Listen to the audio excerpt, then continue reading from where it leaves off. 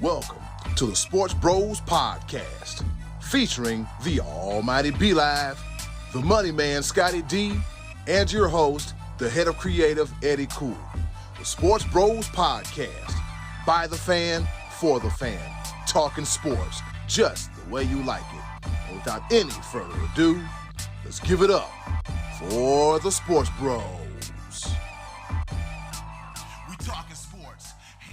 It's the first of the month. Wake up, wake up, wake up, cash your checks and I know that one. Wake up, wake up, wake up. It's the first of the month. Wake up, wake up, wake up. It's the Sports Bros Podcast. What's going on, y'all? It is March 1st. I go by the name of Eddie Cool, aka the HOC, the head of creative here at the Sports Bros Podcast. And you're listening to your favorite sports podcast. What's the name of it again? The Sports Bros Podcast, in case you didn't hear me repeat it about 4 or 5 times. Enough of me running my mouth. I'm going to introduce two of the best co-hosts in the world. Introducing first, the almighty B-Live. What's happening? What's going on in the world today? 5, 4, 3, 2, 1. And oh my God, he made it. Man, how many times did we hear that this weekend in college basketball? Man, oh man, even in the pros, it was so close.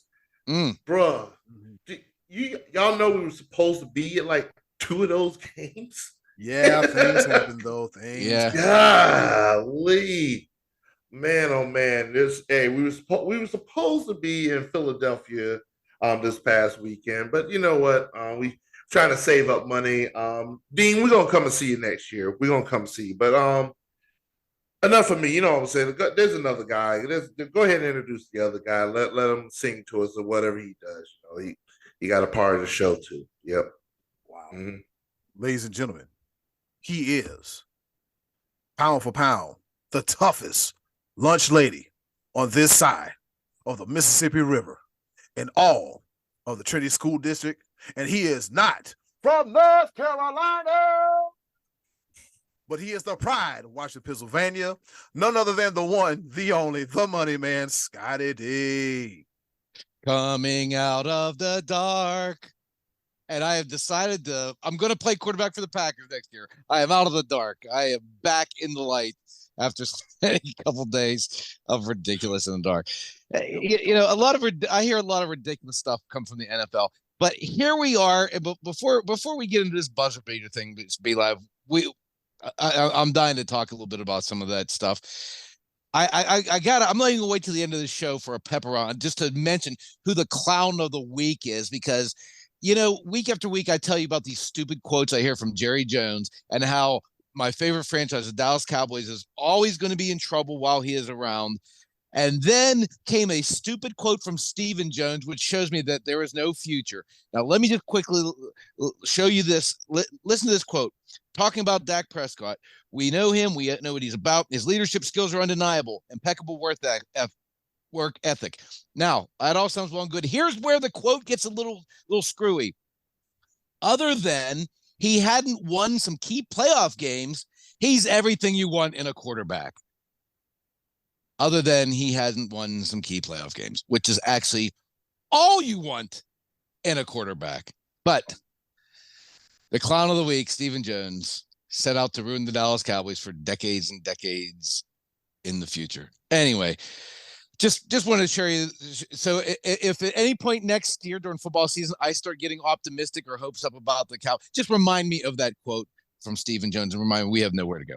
Anyway, it's good to see you guys. Happy March. We are in my favorite month of the year. The madness it's at our fingertips. We can just feel it. And Eddie Cool, we saw a little preview of that over the weekend. Yep. The madness, the pollen. In some places of the country, the temperature is going up. And in some places of the country, it is still cold as hell. But you know what? Let's quit the BS and let's go ahead and hop right into it. The top of the order. All right, let's get this thing started. Here it is, the top of the order. As Scotty D mentioned, we saw buzzer beaters all over the world of college basketball. buzzer beaters everywhere. How many were there? Like what, 6 Saturday night or something like that? I lost count. You I ain't lost gonna lie count? to you. Yeah. I lost count, bro. Yeah. It was all over the place. But man, let me ask you, fellas, which one stood out to you more than anything? Because I got one in mind myself. Scotty D, this is you right here. I know you were itching about these buzzer beaters. Talk to us. Talk to me. What you got for us? The one to me that benefited me was the Florida State Miami buzzer beater, because that pushed my favorite team, Pitt. And we were talking earlier how Pitt has not been ranked since like 2016, and they have already hit the 20-win mark this year for the first time since then. They hadn't been ranked all season, and that pushed them back on top of the ACC. To put them at the top of the ACC standing. So personally, I loved that, seeing Miami go down, because Miami was in first place, and that gave me a little bit of a boost for my personal feelings. But the game, it's hard for me to say, but because I enjoyed all of them, but I was actually really hanging on the end of the Michigan-Wisconsin game, which was on Sunday, and their player hit a 3 that sent the game into overtime, and then Michigan would go on to win. And it was one of those cases where Michigan was down 3 with 8 seconds, and I don't even remember the guy who was announcing that game was saying, "Here's where you have to foul. Here's where you have to foul. Put Michigan on the line. Don't let them get the playoff." And the ball got knocked out of bounds in 2 seconds. And he said, "Okay, now I wouldn't foul, because as soon as they catch it, they're going to be shooting a 3-pointer." But then the kid's back was to the basket whenever he got the ball. You probably could have fouled. But then he just turns and just bombs up a 3, and then into overtime we go, and Michigan gets the win. So, and that was an exciting Big Ten matchup. It had implications. So it really got me revved up, because we're going into the end of the regular season and then championship week. And championship week doesn't get enough respect, because you get a lot of really good classic basketball in these conference matchups. You get the buzzer beaters, the close games, the upsets, and the glory, and all that, trying to pave the way for the actual big tournament itself, for the big dance. So it was just giving me the feeling, because I love March Madness. I love this sporting event. And it had the Florida State one and the Michigan. It had a little bit of that urgency of teams needing this win, because those are bubble teams that are, getting those wins in those situations.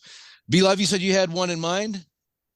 I'm gonna shift gears just a little bit, just because when you mention stuff that does not get enough credit,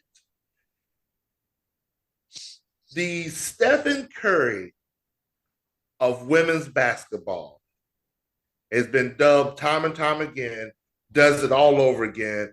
Caitlin Clark with that 3-pointer for Iowa over Indiana. That happened on Sunday. And I happened to catch it live, and I was like, everybody and their grandmother knows who's getting the ball. And not only when she dropped it, it was cold as ice. Then the post-game interview, she was like, "Oh yeah, when I let it go, I knew it was going in. Oh, that was money." I was like, "Oh." She did say that. She did say that. Ooh, hey, talk. Oh man. I have to mention that, because I feel like at times, just because of how everything's portrayed, even how it's even presented to us, we tend to forget that there's actually very good basketball on the other side of things in women's basketball. Because here's one thing that we've seen so much of. There's usually only like 2 or 3 or 4 good teams in college women's basketball. They're so dominant that the other teams don't have a chance. They have a round of 64 where you're most likely going to see teams lose by 70 and 80 points. Because they're so lopsided. But once you really get into the thick of things, you really start to see some of these tight games. You saw a really tight game. I believe it was who did South Carolina? It was was it Ole Miss or Mississippi State that went to overtime women's basketball? Yeah. I think it was Mississippi State. I'm drawing a blank, but you might be right. I think it was Mississippi State that took South Carolina all the way into overtime. And South Carolina is no longer the unanimous number 1 seed, because guess who had a first round, a number one vote. It was Indiana, and Indiana just lost the Iowa by Caitlin Clark's buzzer beater. It's insanity right now in college basketball. And so I love seeing stuff like this. I try my best. I'm not even gonna lie to you. I try my best to follow both, but it's a lot to follow. Men's and women's college basketball during this time of year. There's so many teams. You're gonna see all these tournaments from all over the place. 300 some odd men's teams, 300 some I can't remember the count for the women's team. There's so many teams out there, so many tournaments. I'm gonna give you a sneak peek of my Pepper Point. Man, it's madness. It's literal madness this time of the year, and I'm absolutely here for it. Oh my goodness. Bracketology. Yeah. How do you even do it? Right now at bracketology, right now, my Clemson Tigers, that was one that Florida State Miami game. I was also rooting for Florida State, which I hardly ever do. But I was glad to see that because Clemson is only one game behind Pitt for the lead in the ACC. And they're in position to have a double bye, being the number 4 seed. And you know that they're one of the first 4 teams out. Top 4 ACC record this year for most wins in Clemson, most ACC wins in Clemson history. Top 4 ACC, and is one of the first 4 teams out. They're not giving that conference respect, and I think it's because Duke and North Carolina aren't that good this year, so they're like, conference isn't that good. I'm gonna study a little bit more about this whole net rankings and these quad 1, quad 2, quad 3, quad 4 wins, losses, record, whatever, how they put these teams wherever and however. Because Clemson has lost 2 quad 4 games, which no other team has done that's in like top 100. So that 3-24 Louisville team that we lost to just hurts us tremendously. Yeah, 3-20. They're now 4-24 because of so painful. But we have ranked wins over. We beat Duke. We should be. God. Well, we'll see. We're about to see because the tournament's about to come into play. Rivalry week once again this Saturday. You got North Carolina Duke all over again, which doesn't have as much pop as it usually does because rankings. But it's about that time. March Madness. Yeah, I've been trying to watch as much of that as I can, but like you say, it's all over the place. I watched Indiana Purdue the other day. I watched Michigan State and Iowa, and that was crazy too. By the way, that was a back and forth game, and Michigan had control of the game.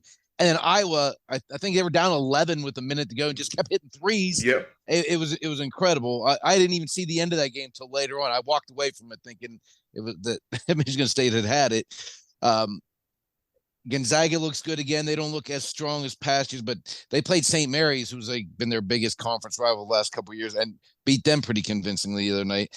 Indiana looked good beating Purdue the other day. I mean, it is really wide. The number 1 team right now is Houston. I actually haven't even seen them on TV. I don't even know anything about Houston. I have no idea. I've seen Alabama a couple times there too. I've seen Kansas, UCLA, Purdue. I've seen all the others in the top 5, but I don't even know if Houston's still wearing red uniforms. I honestly have not even. They are, Scotty D. They're still wearing red uniforms. As far as buzzer beater goes, the Caitlin Clark buzzer beater, that was cool. They had 1.5. They were down by 1 with 1.5 seconds left. Like B-Live said, you know who the ball is going to, and she just turned around and just let it go. And I was like, oh, that's what I'm talking about.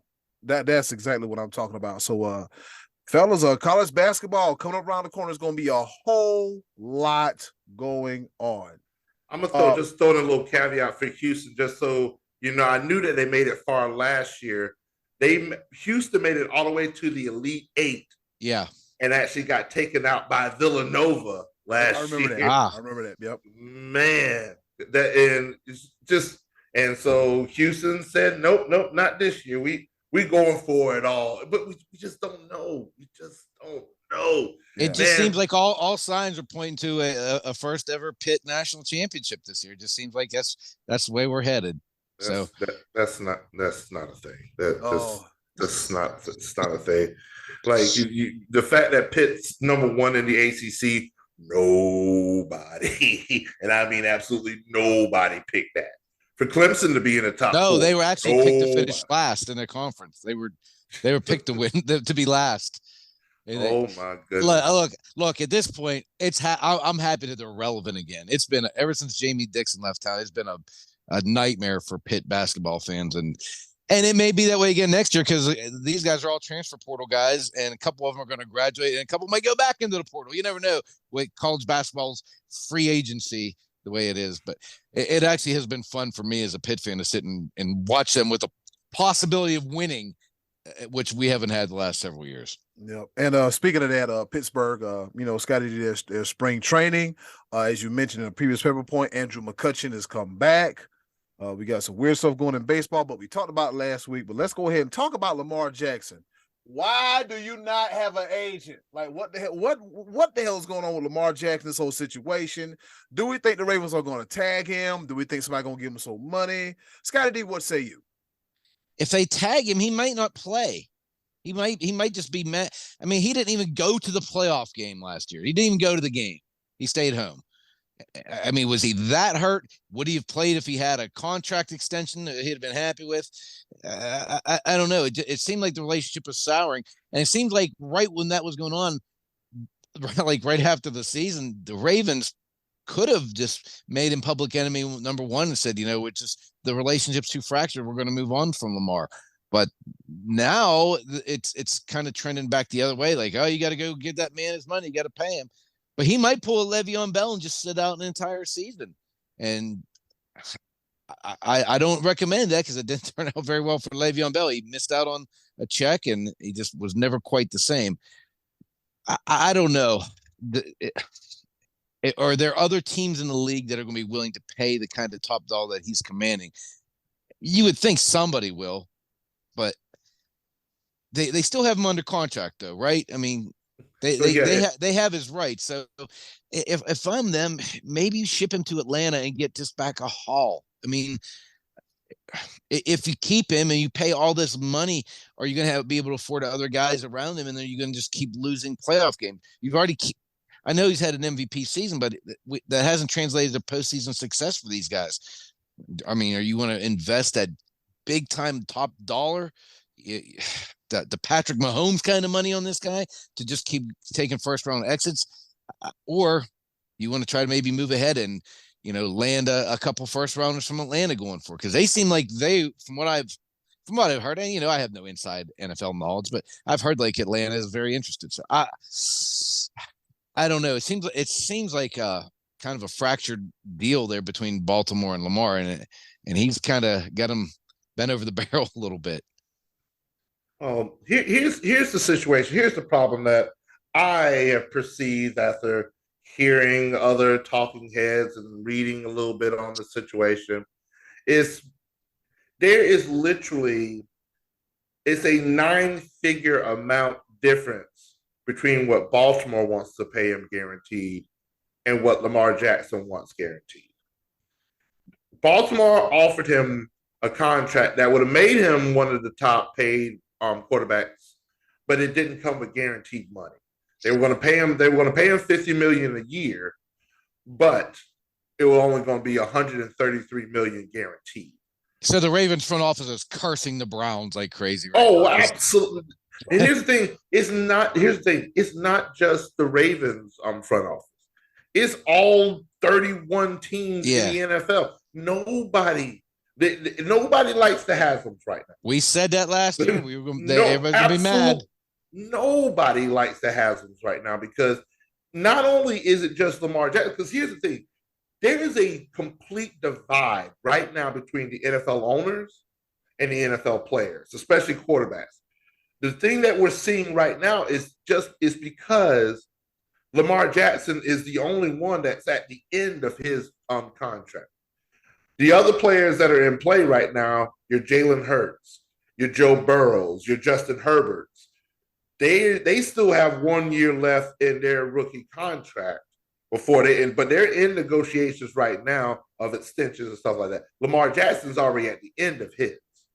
And so Only other outlier is Daniel Jones, and I don't even think he deserves to even be mentioned on this podcast and be asking for $45 million a year. But that's how crazy it is in the NFL right now. There's been a significant increase in the salary cap. And so right now, your players are rooting for Lamar Jackson. They're like, hold strong, brother. Get that guaranteed money so all of us can get that guaranteed money too. Because that's what it, that is what it is right now. If Lamar Jackson gets it, because Lamar Jackson is saying, hey, Deshaun Watson got it. And then even on the outliers, he's also looking at your what the boy named Broncos Let's Ride. Russell Wilson. Russell Wilson. How did I draw that complete blank? I'm terrible at this. Good Lord. And then Kyler Murray, the money that they got. And for the Baltimore Ravens to only offer him 133, Lamar Jackson's better than Kyler Murray, especially. He doesn't have the Super Bowl victory that Russell Wilson has, but he's like, I think I deserve. And from all reports are showing that that Lamar Jackson is asking for Deshaun Watson money, and it's just like such a divide going on right now in the NFL, and neither that side should wants never to have happened. That should never have happened. That complete guarantee that you can't do that in the most physical sport in the world. That was so stupid. Well, but see, that's the argument. That's the argument. Like the NFL is the only one that doesn't have like guarantee. Like baseball, those contracts are guaranteed. Basketball, those contracts are guaranteed. Why is it not football? I don't know. There's are there salary caps and all those others? Yeah, there's baseball salary cap is an absolute joke. But I'm not just a cap. It's a luxury tax. Yeah, exactly. That's what I'm saying. Like they have a limit on what they can spend, but if they go above that limit, they just have to pay more money. Like so, okay, cool. Yeah, so like San Diego, just printing money and doling it out to everybody who wants a contract. They go to San Diego right now. Like San Diego pays one player more than the Pittsburgh Pirates pay their whole entire organization. Yeah, absolutely. Yeah. Manny So- Machado's extension is worth more than the entire payroll. Yeah, what was Machado's extension? What did he get? Like what? 11 years, 350 million. Which still pales in comparison because Aaron Judge got 9 years, 360. So it's like that's I mean, sometimes you see some of these baseball contracts they're longer, but Aaron Judge getting 40 million a year, I think he deserves it. I mean, I don't think anybody deserves that much money, but it's the name of the game right now. Like I'm still over here trying to figure out how Tom Brady's getting $37.5 million to talk about sports. I don't like can I just want. I ain't gonna do that. Just buy me lunch and I'll do it. Golly, a nab. Just a nab and a beer. So you can get me talking for hours if you give me a 12-pack of Yingling and a ball of. Oh, my bad. I digress. Or a bottle of water. It could get you talking for hours as well. I mean, or you mean rambling? That's wild. So Scotty D brought something to our attention in our group chat, and he was talking about the rule changes in college football to make the game shorter. B-Live, did you get a chance to read it? Oh yeah. Yeah. So real quick before we hop on to our favorite portion of the show, what do y'all think about it? What do you? Was it good? Is it bad? Will it help? Is it a waste of time? Like what's going on? I like. I'm a big supporter of the not stopping the clock after first downs. I've been saying that for years and years and years and years, going back into my 20s. And as you guys know, I'm older than in my 20s at this point in my life.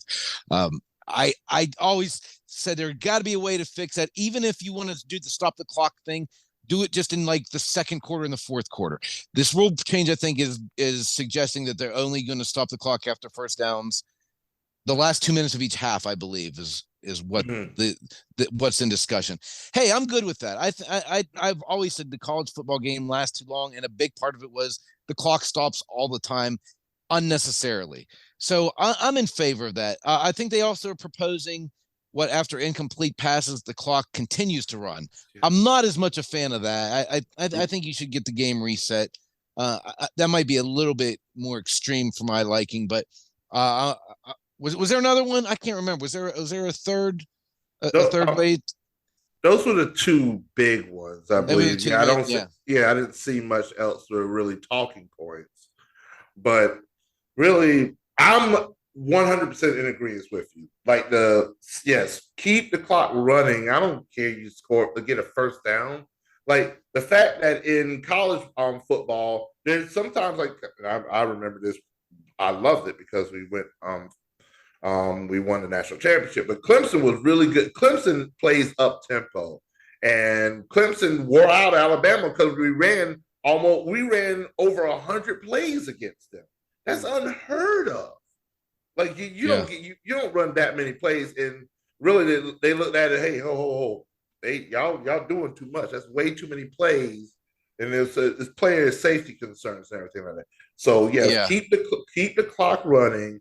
Yes, you can still run tempo, but they said that should cut down about 10 to 15 plays a game. That's 10 to 15. Yeah, 7 on each side. I think is kind of what they were saying. Mm-hmm. So, and that's up to you to adjust. If you want to have the ball longer, run the ball.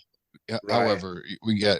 But so we kind of agree on this one, huh? Be live. Yeah, oh, absolutely. Like that whole stuff, not keeping the clock running after incomplete passes. That just sounds wrong. No, like that sounds a little XFL-ish, if you ask me. A little gimmicky. Here we go. I didn't bring it up, but I think the pace in the XFL, I love it. I love the pace of the XFL. Like I think you get much quicker. They're much quicker on the ball. Plays go for and on top of that, you mentioned it. You mentioned the XFL. Now I'm already ready to talk about. I'm not going to do it. You really need to watch a product. And if you want to, and to our listeners and viewers, if you want to, check out our Week 2 recap on our YouTube channel. B Live does a phenomenal job recapping the week that was in the XFL. But piggybacking off, out loud. But piggybacking off the XFL, I watched a few games. I watched one last Thursday. It was Be Live? It was St. Louis and Seattle, right? Late game on Thursday night. Did you really, Eddie? I did. Yeah. Scott, hold on. Let me put on gallery view. Scott, I did. You watched the XFL game? I did. Scott, it's Thursday. Now listen, the NFL gave us a gang of clunkers this past Thursday night. They gave us a gang of clunkers. But the words "good game" on a Thursday night, they've been like that for 18 weeks. But now it's like good game football. Like, okay, this is pretty good. So I'm so disappointed in you. No. Okay, I'm not disappointed in you. No. I'm disappointed in Eddie. No, I don't care for you. No, stop. So, see that makes it worse. No. We're holding you back. You get 1 minute. I'm giving you 1 minute right now. Tell me why you won't watch the XFL. Go. I don't need a whole minute. Ben DiNucci. That's all you need to know right there. AJ McCarron. Those are your quarterbacks. Some guy named Corn is playing quarterback. So Cone. Is it Cone? It looked like Corn on the back of his uniform. COAN. Okay, there you go. That's all. That's all. But you watch college football, right? I watch some, yeah. Okay, so what's the difference? You're playing for your university and the pride of the team you went to. It's your school. There's a little homer pride. There's nothing for the Brahma Bulls with Jack Corn as the quarterback. I mean, I can't. I can't watch Jack. Okay, for the listeners out there, I am a proponent of the XFL, and I would maybe like to work for a professional organization one day. Pay Scotty D no attention when he talks about the XFL. I like the product, and I would love if They'll you be brought out me of on it. they'll be out of business soon. You'll be out of a No, job no. before the ink dries on the contract. Don't do me like You better blow They've already got run out of business twice. They're going to last this time. No, they're interviewing guys as they're coming off the sideline to make it more exciting, and they're huffing and puffing. They can't even talk. There's about 20 people in the stands. I will take a job anywhere. Help. Sam's Club, you hear that? Sam's Club. I will commentate Olive Garden. I will commentate your little league baseball team for peanuts and Cracker Jacks. Help a brother out here. For a Mountain Dew and a Mellow Yellow. Give a brother a chance. Oh man, fellas, that was an exciting round of the top of the order. But looking at my phone because my watch broke and I have yet went to Amazon to replace it yet. Well, maybe if I didn't put it in water, that would help. Guess what time it is? What? Time for the USFL. That's coming up in April. Let's go. Yeah. Let's go. Yeah. We get done with the USFL. We have their championship in San Antonio. Then we go to the USFL. Let's go. Football all year long. Let's talk about it. Let's get it. And I'm going to be just enthusiastic for them too. It's time for our favorite part of the show, Eddie. As Scotty D said, it's time once again for our favorite part of the show, the choices of the voices. And with that being said, hey, old button, hit it. Choices of the voices coming back on this action-packed edition of the Sports Bros Podcast. Boom.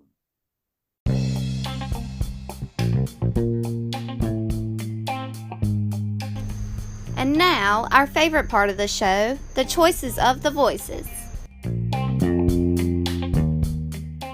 Once again, thank you to the wonderful land. Scotty D, watch your ears. Ever. So lovely, Miss Button, for introducing our favorite portion of the show.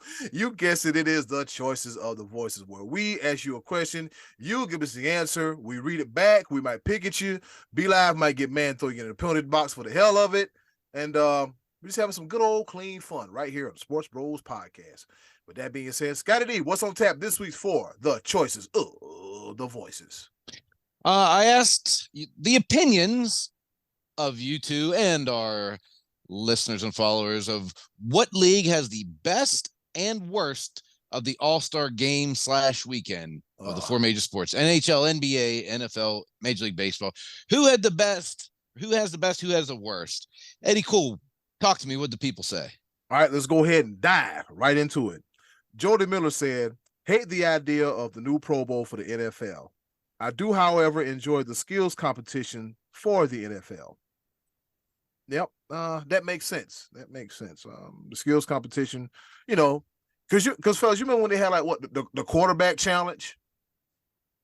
Different targets on the field and stuff like that. Yeah, Different targets to throw at. Yeah, that was cool. I like that. Dak was terrible at that. Yeah. Oh boy, you know what? I was gonna say the best for last. Let's go ahead and dive into it. All right. Trey Dizzle said, "It doesn't matter what is going on. If it's football related, it wins every time. They can take all the NFL players and put them on TV playing checkers against each other, and I'd rather watch that than any other sport. Hell, I'd rather watch flag football than the World Series or the Stanley Cup. Football is king, and nothing comes close. Unless, of course, if Dak Prescott is playing in any of the All-Star events, and in that case, I'd rather watch a naked man clean out a septic tank." Wow. I can't. The foolishness has returned. Yeah, that's my fault. I take full blame for that because I gave him credit, and this is what I get back in return. Let's start off first, because penalty box, because can't be that biased.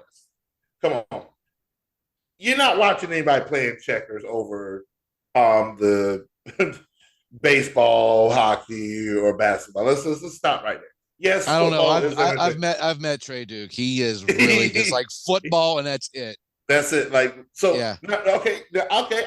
We'll do this. Is Trey Dizzle watching the XFL right now? I would probably guess that he has watched a couple games, I would say yes. You think so? He's really into football like that. Okay, cool. I would say he's caught a couple games or some. Okay, so I will take him out of the penalty box then. If it's that serious, I understand. He's ridiculous. He's ridiculous, but I'll allow it if he's watching the XFL because Scotty D, you're ridiculous for not even giving it a chance. I watched 3 or 4 plays a couple times. He said this year he watched a toss sweep, a punt return, and a 3-point try. I saw Corn on the sideline. I saw Cone, Coan. Cone. I saw them do the kickoff thing where everybody stands around until the ball's caught and they yes. And I saw a guy the other day. He ran the ball back real far and then he fumbled it, which that's what bad football players do. And my nephew said, "Oh wow, that's the second time he did that. That's the second time he did that.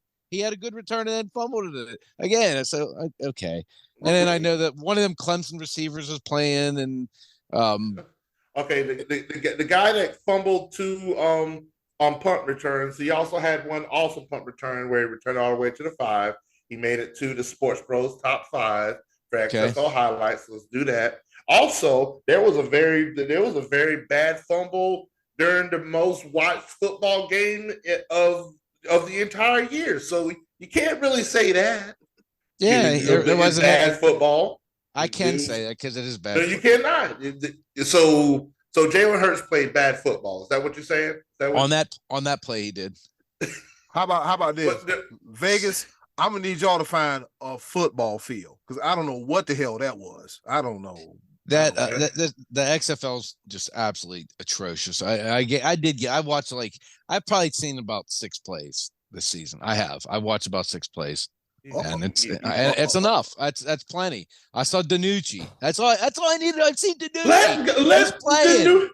DiNucci plays better than Dak Prescott. No, he actually does not. He's terrible.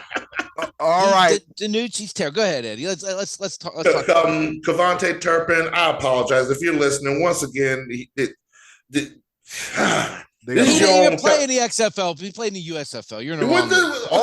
He paid attention. Got him. Bring us back, Eddie. Bring us back on it. All right. Get us on topic here. All right, we got super agent extraordinaire Joel Turner. He said, "I can't stand the NBA." Simple as that. So he said, hell with the NBA. The NBA is the worst. We get it. Okay.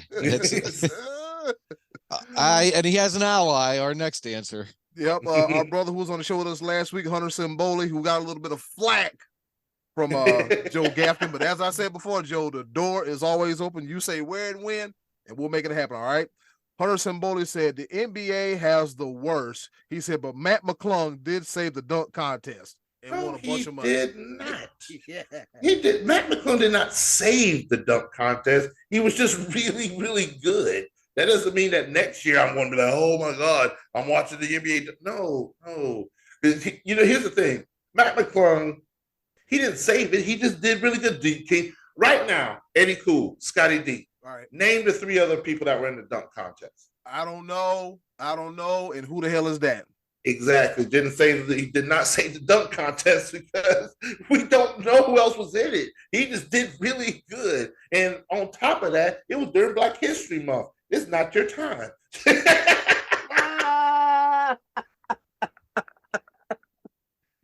Yeah. That's why you got 50 Cent out here in cowboy boots making champagne, winning contests because Matt McClung want to win dunk contest during Black History Month. We're gonna take over other stuff. Cowboys do wearing 50 Cent. Yes, look it up. He's in a cowboy hat and he won some contest making some type of champagne. Scotty, I can't make this up. Scotty D, what would Greg Olson have to say about the dunk contest? Yeah, Matt came out of nowhere. That's his game, though. Going to the rim, dunking the ball hard. We've seen him do this on YouTube many times throughout the year. He may have just saved the dunk contest single-handedly. So Greg, where does Matt McClung rank in the hierarchy of best all-time dunkers that have won the dunk contest, Greg? Yeah, he'll really be up there because he's really good. And I don't know if he's as good as Vince Carter or Michael Jordan, but he's really good. I'm gonna need you to stop. I'm gonna need both. Eddie Cool, stop egging the man on. Scotty, just stop it. And because I'm still salty the fact that Greg Olson, even though he's doing a great job, got demoted because Tom freaking Brady. But that's whole must be is way off topic. All right, so let's get back to it. I had to. All right. Tom Wynn, he said probably baseball since they seemingly play a normal game, not the let's play no D spectacles in the NBA and the NHL and what they put out. So he's saying baseball is the best out of the four. Yeah. Best out of the four. Tony Bogan gave us a list. Best Major League Baseball. Why the Home Run Derby is one of my favorite events to watch, especially the All-Star game in 2019, which was in Cleveland. Derby where Vlad Guerrero Jr. and Pete Alonso squared off, and the MLB All-Star game because they're playing for home field advantage in the World Series. So something to play for. Yeah, they haven't done that since 2016. Though they stopped doing that and went just to home. The best record now carries over. But they did do that from 2003 to 2016. They did it. But there was that tie back in 2002, and everybody hated that tie. Yeah, and then so they did actually put that stipulation on there for a lot longer than I thought it was going to last. All right, move right along. We got Matty Ice Martin Tracy. He says, they all blow, they all sting. I thought he cussed there for a second. But if you had to rank them, number one, naked guy cleaning septic tanks. Number two, baseball, because at least something is on the line, and the home run derby. It is what it is and doesn't need to be like. Number three, the NBA and play stunts in games with dunks. You never know, you never could do in a game or pull some player from the minor league, from the G League. How is that related to All Stars? It is so stupid. Number four, the NHL skills competition at least has measurables that relate to the game. And number five, the NFL should just be eliminated and just give him all bonuses and be done with it. All right, that was a pretty good answer. I like that, Matty. I will give him credit except for the number one because he's feeding into Trey Dizzle's madness, and I'm like, oh my Lord.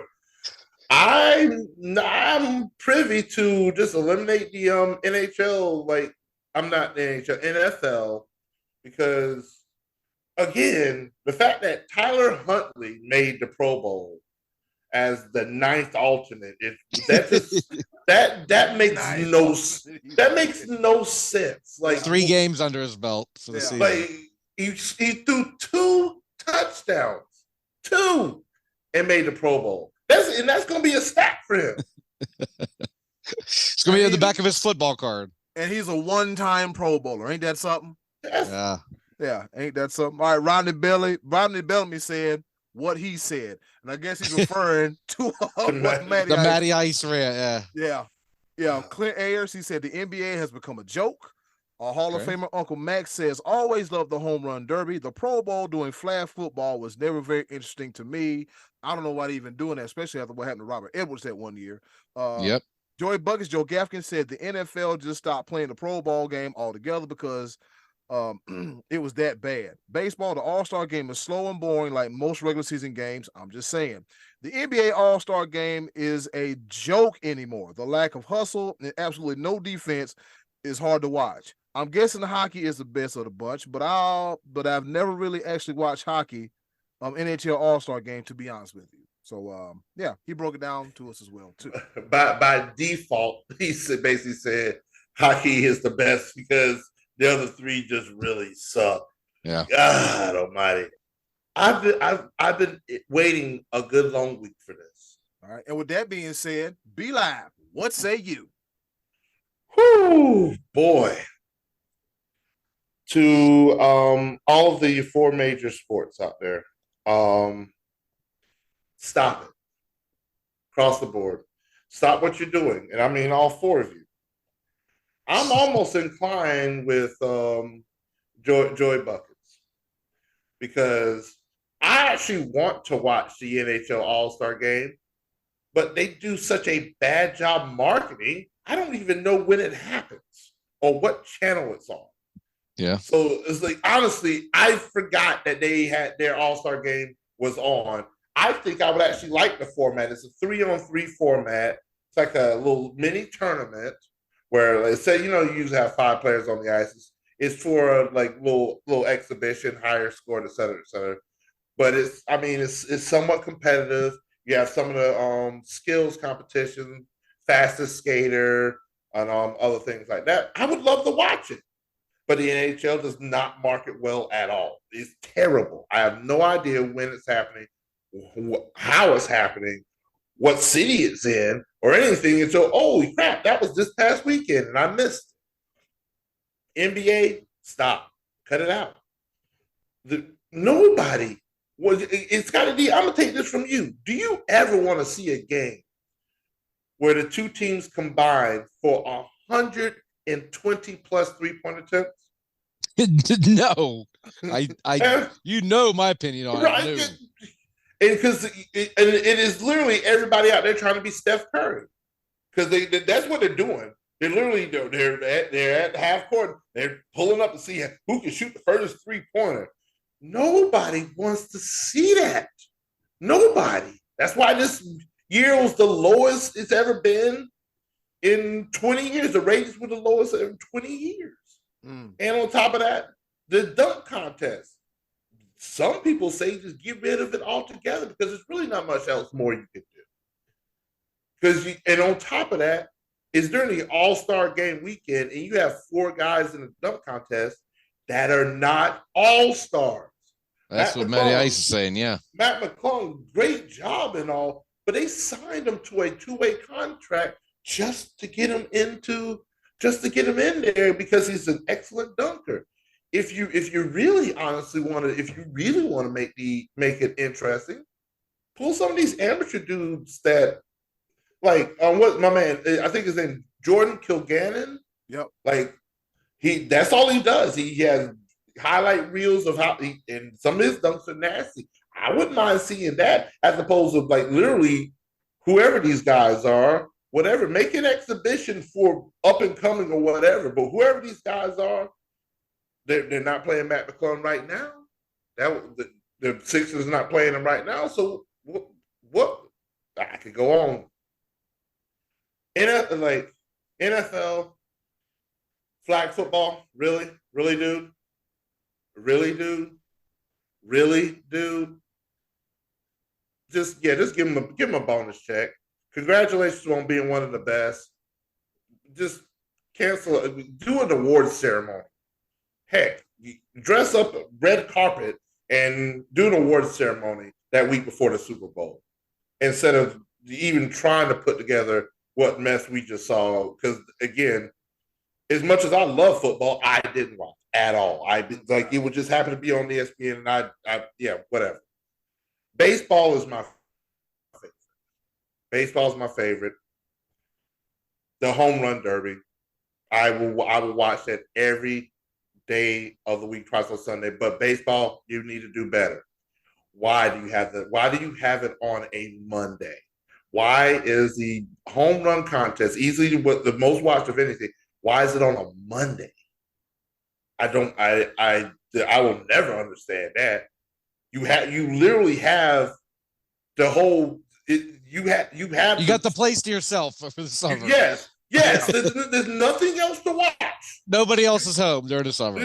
There's nothing else to watch sports wise in July except for baseball. Why is the home run derby on a Monday? That should be like. I would love to. You know what I would love to see baseball do? I would love to see them do some type of format like NASCAR does.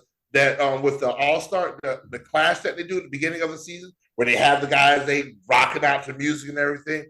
I would love to see that for the home run contest. It's easily the best. Everybody watches the home run derby. We want to see juiced up baseball going 500 freaking man. Yes, yeah, that's what they need to focus on. Don't put it on a Monday. Put it on Saturday or Sunday, and do it bigger than big and everything like that. Baseball. You know what would be cool if they did the home run derby on Saturday and had the All-Star game on Sunday as a day game. Yeah. When's the last time a day game would be fantastic to showcase these guys out in the sunlight like old school baseball, and then they can travel Sunday night and worry about their getting back to their teams on the extended weekend. Yeah, that would be It cool. makes no sense to have the All-Star game on a Tuesday. No. Like, doesn't make zero sense. Like, you have the weekend to yourself. Just like you said, be live from a sports standpoint.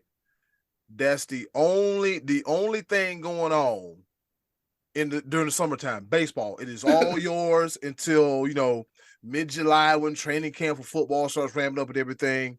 And why do you not, like you said, don't like. Think about it. What are we doing on Monday night, fellas? Recording a podcast and trying to watch Monday Night Raw. Oh, yeah, let's look at the home run derby. Severely distracted. Scotty D, what say you? I got the worst as the NFL, and it's always been the worst. And there's only so much you can do about it because it's the most physical sport of the four. And these guys, when the season's over, their bodies are already shot. They don't want to be out there clanking heads and helmets, especially all those years was on AstroTurf in Hawaii. I never understood that. It was in Hawaii on AstroTurf before the field turf was even a thing. I never quite understood that. I think the NFL at this point, I like the idea of doing like an award ceremony kind of thing, or maybe do like a Make-A-Wish weekend or something where the players that are the stars have kicking contests with Make-A-Wish kids or some kind of contest. I mean, there's skills competitions and stuff are okay. What's that? Play NFL Play 60? Yeah, pass, punt, kick, something like stuff that. Punt, pass, and kick. Yeah, but yes, I like that. Yes, Scotty D. That would do something like that. Yes, feature the kid. I would watch that. I would love to see that. Yes. Scotty D, you've been coming up with some good ideas recently. I'm not such a dunce capoeira after all. It's only taken 193 episodes for you to come up with some good. Just getting warmed up. All right, that's my worst. Then after that, the worst. I got NBA, and at one point that was the best, I think. And I was just thinking about this the other day. In 1988, I turned 16, and Michael Jordan beat Dominic Wilkins in the slam dunk contest, and people still talk about that. My nephew is 16, and Mac Miller wins it. Whoever this guy was, he wins the dunk contest, and nobody's going to remember. I already forgot the guy's name when you talked about him 3 minutes ago. It's the NBA has gone away from their stars participating in it. I think that's been a big reason. And like you said, there's only so many different ways to dunk a basketball. You can only do so many windmills, 360s, all that kind of stuff. There's only so much you can do. You can jump over a car or jump over human beings. I mean, blow out candles. There's only so much you can do. And I felt that way a long time ago, and it kind of revived it. And it had a nice little resurgence for a couple years, I thought. But I didn't watch it this year, and I'm not sorry that I didn't watch it. I do kind of like the 3-point contest and some of the skills things they've done, but it's the game itself is. You're right. I can't watch them shoot 200 3-pointers. There was even a time a few years ago when it was just all like Harlem Globetrotter stuff. They were just going out there and whipping it around, throwing alley-oops and stuff, to the point that like if you come down and just shoot a shot, it's. You make a regular shot and nobody cares. It's just flat. By default, I got hockey is number 2 because I haven't seen enough of it. I have seen some of their skills competitions where they're shooting at plates and skating around tire. All that stuff's good. But like you said, you don't know when it's on. You don't know where to find it. It's not as interesting. And baseball, to me, on that summer night, whenever you get a bunch of guys together that are rich, aren't thinking about the money. They're out there and they're hugging Albert Pujols in his last ever home run derby. That's cool. And you can actually still play the game of baseball. You're still going to, if you're pitching, you might not be showing your best stuff, but you still want to try to get the guy out. And the guy at the plate still wants to get a hit. He still wants to knock the ball out of the park. So that's the most resemblance of the real actual game is baseball. And I think as we've answered and what we've seen in most of our answers, that's kind of seems to be the leading candidate. Eddie, what say you? All right, so number 1 off top, I am going to say baseball because it is marketed properly. We know where it's going to be at, and we know who's in it, and we actually know the people. The thing about baseball is you can't alter baseball too much. So when you're playing baseball, and you can't. There's not much you can do because then you got your pre-recorded celebrity all-star games. and then of course the home run derby, and then the game itself. You get a chance to see a guy pitch from one inning and get the hell on about his business. So I think from the way it's orchestrated and put together and the way it's played out, baseball number one. Number two, if it had a little bit, if it like Beli mentioned, I would say the NHL All-Star Weekend. The only problem is we don't know what the hell it is. And I had no idea that it was in Miami this year until I looked. I was like, oh, it's in Miami, and they had like, what's it doing in Miami anyway? Oh, but this boy, whoa! It should be in Canada every year. Like Canada have it every year. Holy crap! It was in South. Why? Because that's where the Florida Panthers are. A lot of people don't know, but that's where the Florida Panthers are based out of. South Florida, Miami. I don't care. It shouldn't be there. Yeah, exactly. NHL who? Oh my God! Operations marketing. What? Who? Miami for hockey? It's like this. They ain't like nothing. No. Say. Ain't nothing you can say right now to explain this. There's a whole lot I'm gonna say. Remember that I don't know which game it was. What game that was in the Heat played and they were down by a lot and it was a mass exodus to the against the Spurs. Against the Spurs. And then they came back and people were trying to get in. Like, if I'm the NHL, that's in the front of my mind, not the back, but the freaking front. Like, look, man, this thing sucks. They're gonna get the hell up out of here. South Florida of all places, there's all kind of stuff and things to do in South Florida, and it's hot. It was probably like 95 down there that weekend. Well, it's in February, so it's not necessarily that. That is it. I guess. Okay, 75. Maybe, and you know what it is? I know what it is. They want it to be where they do the nightlife and all the stuff that you can do outside of the game and have some nice weather and stuff like that. No, we NHL. I want cold. You know what else would be cool for NHL All-Star? What? Having it outside. Yeah, that would be cool. Yeah. I think because when I tell you, I'm so upset about this. When the Hurricanes had their Stadium Series game. Yeah, you missed 56,000 people, Carter Finley Stadium, and Riley showed out. I'm talking about it was just a beautiful thing. I wish I could be there, but man, South Florida. Yeah, it was insane. It was in freaking South Florida. I'm like, okay, Miami. I see what you're trying to do. No, matter of fact, I don't know who the hell won the damn final All-Star game. Because I used to, that mid-90s hockey, and Scotty, D, you can agree with me, was some real special stuff. That mid-90s hockey. Like I remember, back in the day, like who won the skills competition? The fastest man, the hardest shot, the shootout contest and all that stuff. Like the hockey skills game is real fun, but like B-Live said, the problem is we don't know who, what, where, and when. Even with hockey being back on ESPN, we don't know what's going on, because if you ask me, I think that strike of 2004, 2005, they are still suffering from it much years later. So that's one. That's two. Number three would be the NBA, especially from what we've been seeing these last few years. I don't know how many clips I've been watching, like AI and excuse me, of Allen Iverson in there competing, Jordan old as hell competing, Kobe Bryant competing. Like you had competitors in there. Now it's just, okay, go ahead and make this dunk. I'm not going to be on the poster. Hike up another three. Do this, do that. And hell, and Dame Lillard won the 3-point contest. I know that much. And then like the emergence of Matt McClung, a guy that's not even in. Who is the MVP? Do we know? Jason Tatum. Jason, I did know that. Jason Tatum. Okay. He scored 50. He scored 55 points in a game that ended up 182 to 170 something. Yeah. And last but not least is the NFL. If I'm the NFL, I'm taking a page from the CFL. Just name your all-star teams. Don't worry about a game. Give them a check and keep it right on moving. Right? Yep. All right. So everybody got all their good, bad, and in? Ugly. Yeah. Ugly. Yeah. Yes. Yeah. We're done until July with that stuff. We're done until July. Yeah, done until July with all that riffraff and Nesh cash. All right. With that being said, it's been another edition of the Choices of the Voices. Scotty D, what's on tap for next week?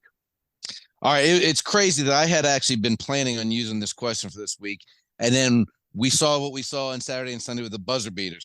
I'm going to ask you to tell us one of your favorite buzzer beaters of all time at any level. College, pro, maybe you were in high school and there was a buzzer beater, something that was a great for you that you remember being super excited. Now, do not tell us about your worst one, the one that broke your heart the most, because we're going to talk about that one next week. Spoiler alert, we're going to do buzzer beaters the next 2 weeks going into March Madness. So give us your favorite buzzer beater, most exciting buzzer beater you've ever seen, and that'll give us something to talk about next week, Eddie Cool.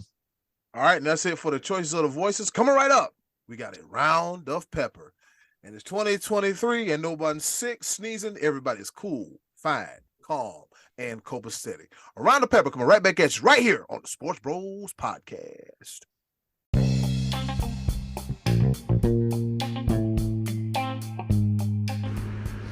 Okay, boys, let's bring it home with a round of pepper.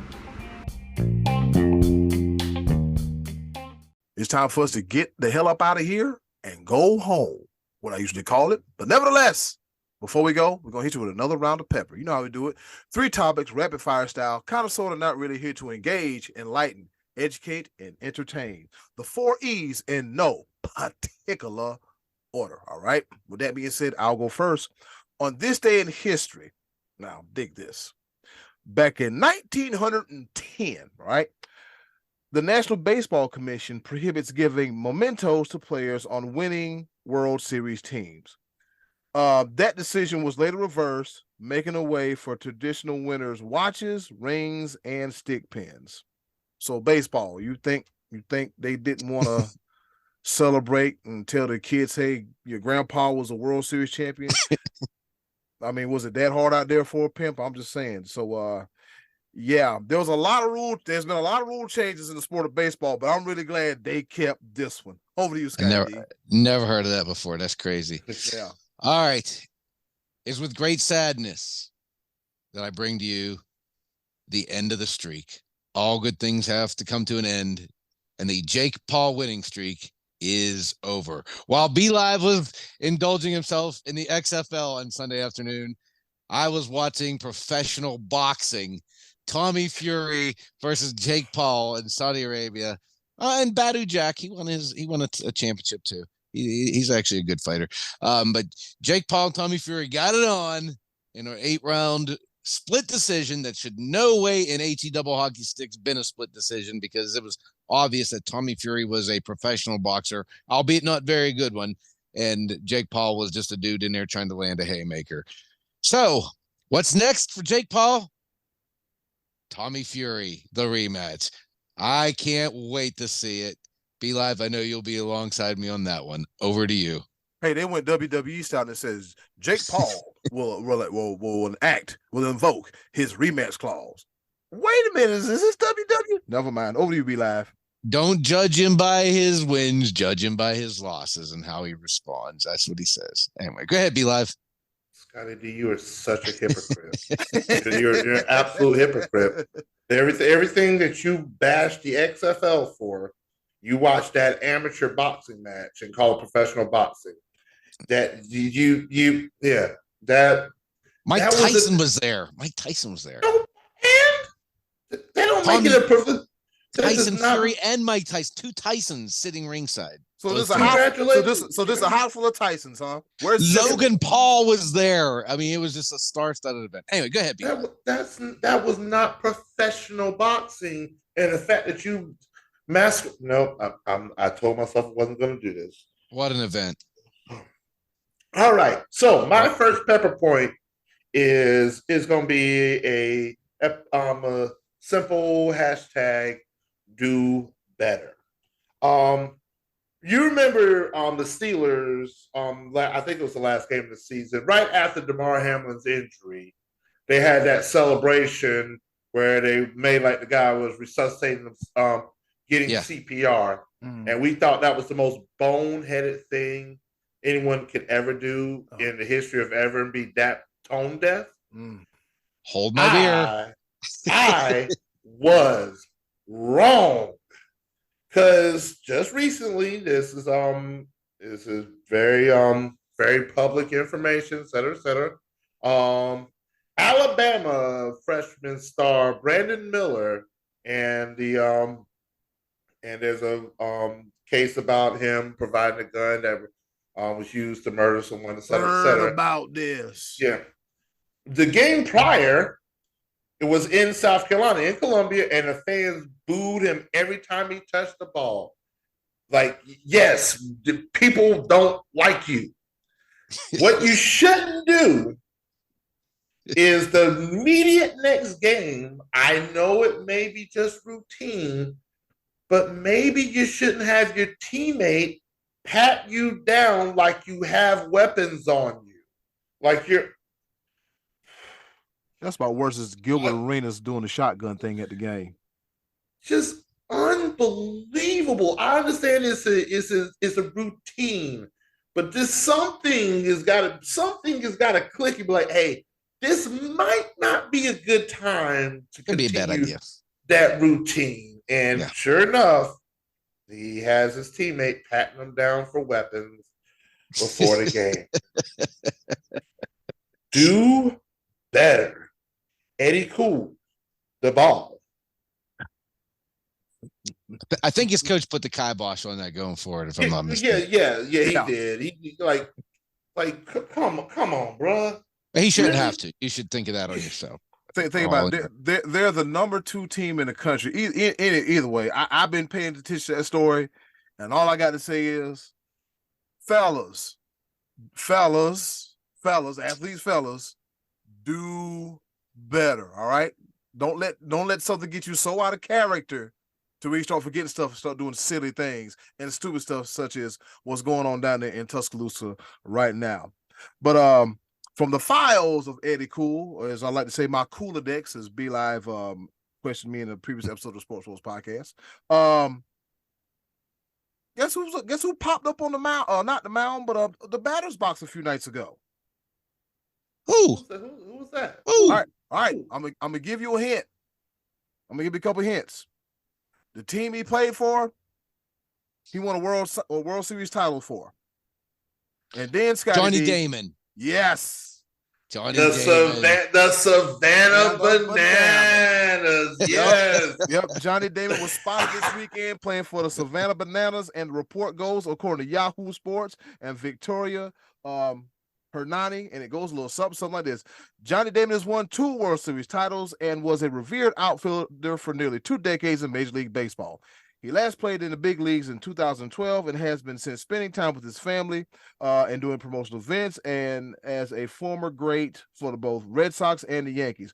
I looked up, he got like about 7-8 kids. But anyways, I digress. All right, so another iconic team that Johnny Damon played for, he can add to his resume, the Savannah Bananas. All right, the 49-year-old suited up for the amateur baseball team and made his debut Wednesday night during an exhibition game in Daytona Beach, Florida. He sauntered to the plate, grinning widely with his signature long hair, looking like Captain Caveman, got into the batter's box. The pitch through the first ball, whiffed right past it. He damn near fell. He damn near spun around, but on the next pitch, he made contact. He got a ground out to third, and that was it for Johnny Damon. He got the ball. He says, you know what, thank you. I appreciate it. And once again, I give that credit to Victoria Hernani for the written article. So, yeah, it was pretty cool to see Johnny Damon playing for the Savannah Bananas. Fellas, that's a game we should try to get to. Savannah Bananas, I'm just saying. Just to give a little background information about the Savannah Bananas, they're an amateur baseball team. They do exhibitions. They're almost like the Harlem Globetrotters. But not as far as like tricks or anything, but it's really like a minor league game on steroids. They do a lot of contests, do a lot of funny stuff in the field and everything. It is entertainment. They actually have a nationwide tour where they actually travel all across the nation playing different teams. It's like I said, it's very similar to the Globetrotters, except for like they don't have like all the trick. You can't really do many tricks in baseball, but it's actually very entertaining to see. So That was actually pretty cool. I did see that article about Johnny Damon. That was pretty funny. Yeah, actually saw the play. It was interesting. Heartwarming kind of thing. Cool deal for baseball. Yep. Over to you, Scotty D. Okay, so from one combat sport to another, and this is something I've been looking forward to for a very long time, and that is the return to the octagon this Saturday of John Bones Jones. John Jones vacated the heavyweight championship 2 years ago, the light heavyweight championship 2 years ago, and now with the vacant heavyweight championship wide open because of Francis Ngannou's departure, John Jones will be taking on Cyril Gane. Classic John Jones goes out and wins this fight easily, I think, because John Jones is probably the best technical performer we've seen inside the octagon, with using his length to his advantage and his intelligence, and even some little dirty tricks here and there, according to some of the other fighters. Cyril Gane's he's a beast, though. He's a big, heavy guy, but he's also very agile and fast. Unfortunately for Gane, when he ran into Francis Ngannou, he got taken down and didn't know how to do anything once that happened. He was stuck on the ground. So it remains to be seen. Will John Jones try to get this guy onto the ground and wear him down over the course of 5 rounds? Does John Jones have the gas tank after not having been in the octagon for a couple of years? Will he be rusty? Will his unnatural weight, I mean, I know he's built up and wears the extra muscle well, will that hold up against a naturally big heavyweight like Cyril Gane? Man, I can't wait to find out the answers to these questions on Saturday night in the UFC pay-per-view. So John Jones, Cyril Gane, we'll be talking about that, the results of that next week. Faux show. Be live. Over to you. That's an actual professional match. All right, cool. Yes. All right. My second pepper point, we talked a little bit earlier about the thing that is called March Madness and all the different, we're getting into the conference tournaments, and it's all kinds of craziness. And when you win a tournament, you get an automatic bid. But this tournament setup is very interesting to me. The West Coast Conference, they have the likes of Gonzaga, St. Mary's, et cetera, et cetera. They have a very unique bracket. I guess the best way to call it is a step ladder bracket, where you have 10 teams. You have the 7th seed going against the 10th seed, Pacific versus Pepperdine. The winner of that game goes against San Francisco, which is the 6th seed. The winner of that game will go against the number 3 seed Santa Clara. The winner of that game goes against number 2 Gonzaga. Then the winner of that game goes into the championship. On the other side, number 8 seed Portland goes against number 9 seed San Diego. Winner of that game goes against number 5 seed BYU. The winner of that game goes against the number 4 seed Loyola Marymount. Winner of that game goes against the number 1 seed St. Mary's.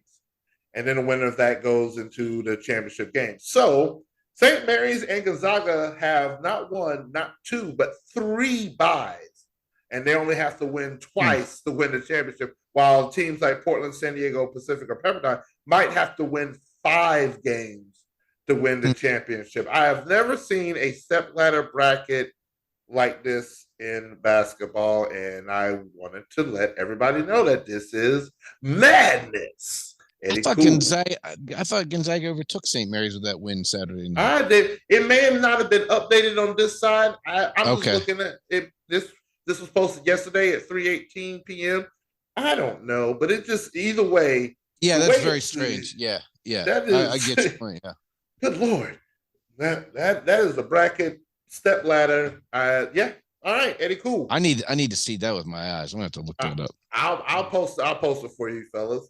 Okay. Yeah, Eddie. Cool. The ball. All right, and my third and final pepper point, I really don't have one, but I'm just going to go ahead and say this. We're rapidly approaching episode number 200 of the Sports Rose Podcast.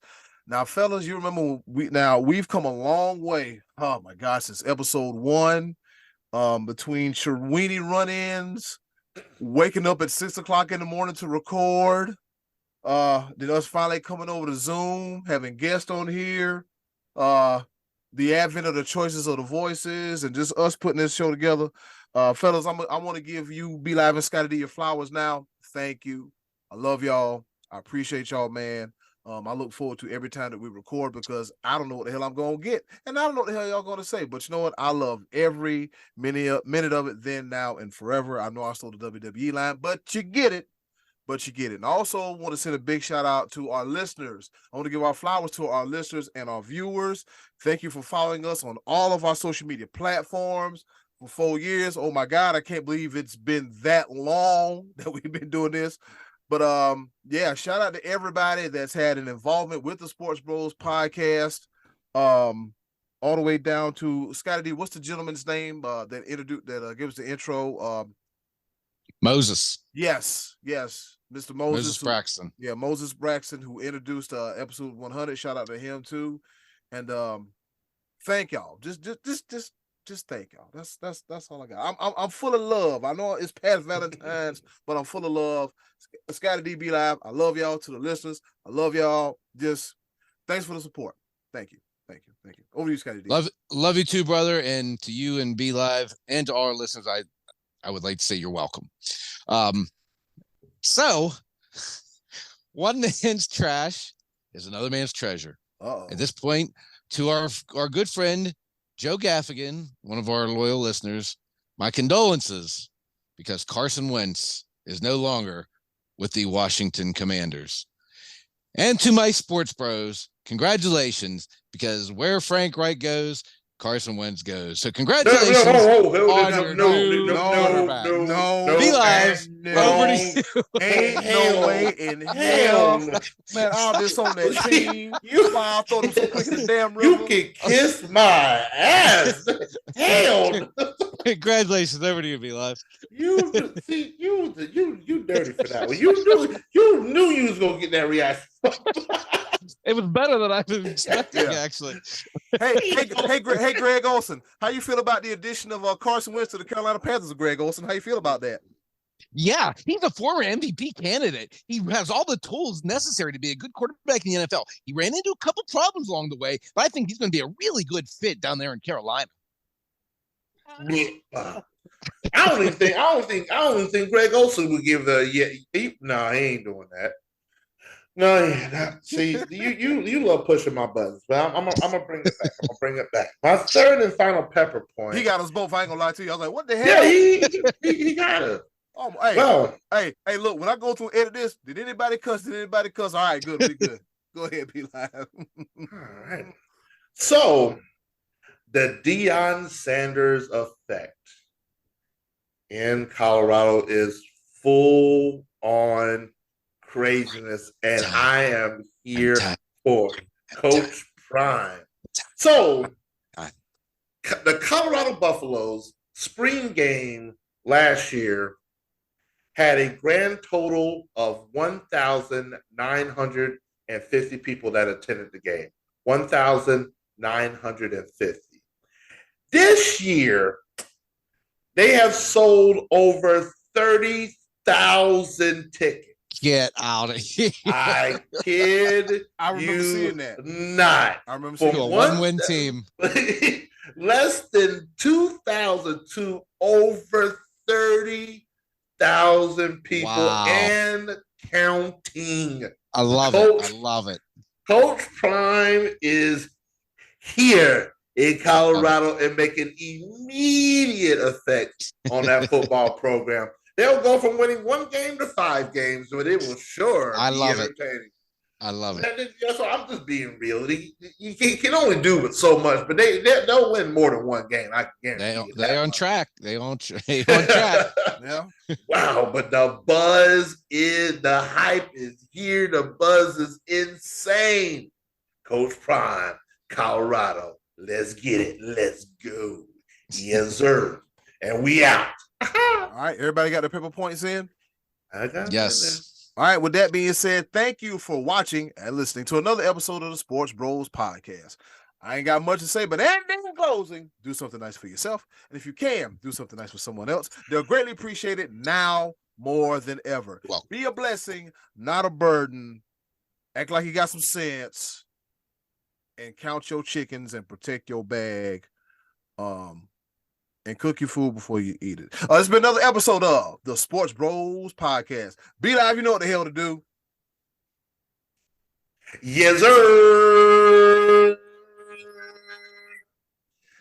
Episode 195 is our 4-year anniversary coming up in 2 weeks. Yes, sir. You hear that? 4-year anniversary. Episode 200. There's a whole lot going on.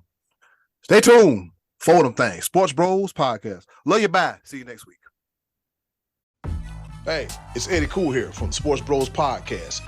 And do you want some more of the Sports Bros Podcast in your life? Wait a minute, don't answer that. The answer is yes. And I know you want some more of the Sports Bros Podcast in your life. Do us a small favor. Go to the description box, click our Linktree link, and you'll see all the links on how to follow the Sports Bros Podcast. Once again, thanks for listening.